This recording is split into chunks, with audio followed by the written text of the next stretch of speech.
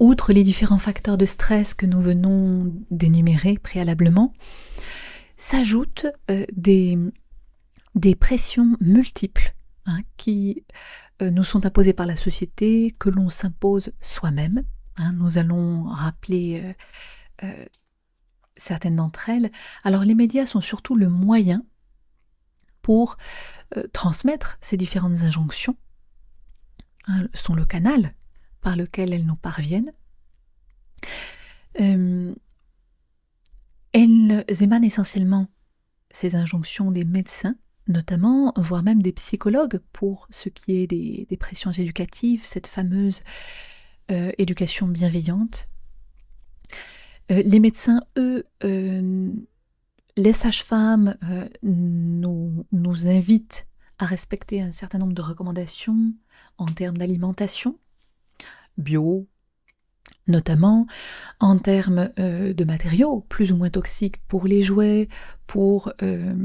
l'alimentation une fois de plus, les couverts, les assiettes, les biberons, les tétines, sans bisphénol A, sans phtalate, sans PVC mou, notamment pour les jouets. Il y a également des recommandations pour les peintures, etc. Les vêtements qui doivent être bio, écotex, qu'il faut laver un certain nombre de fois autrement, etc. Donc il y a des injonctions multiples qui nous sont délivrées par les médecins. Du point de vue de la loi, nous avions évoqué la Convention internationale des droits de l'enfant de 1989 qui attribuait dans ses 54 articles un grand nombre de droits à l'enfant, toujours dans son intérêt supérieur, ce qui est en soi positif, mais également en imposant de nouveaux devoirs aux parents et surtout le contrôle de la part de l'État. En parlant des États signataires de cette fameuse convention, donc l'État doit fournir un certain nombre d'organismes, de programmes qui vont permettre le contrôle, l'aide des parents, et surtout il y a cette menace qui pèse sur le parent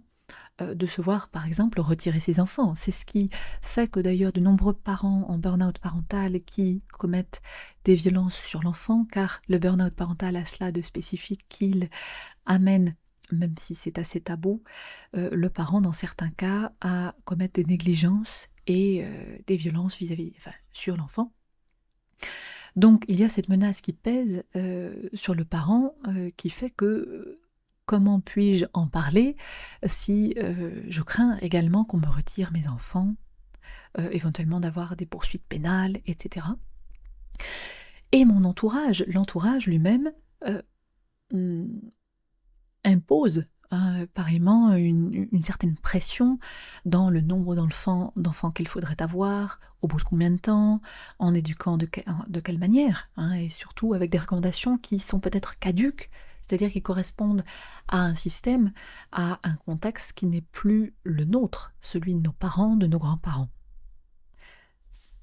Donc cela s'ajoute sur la balance, outre ces facteurs de stress que nous avons évoqués, et il y a en plus ces pressions qui sont à la fois personnelles et extérieures, qui viennent de la société, mais qui deviennent nôtres parce qu'on se les approprie, en pensant ainsi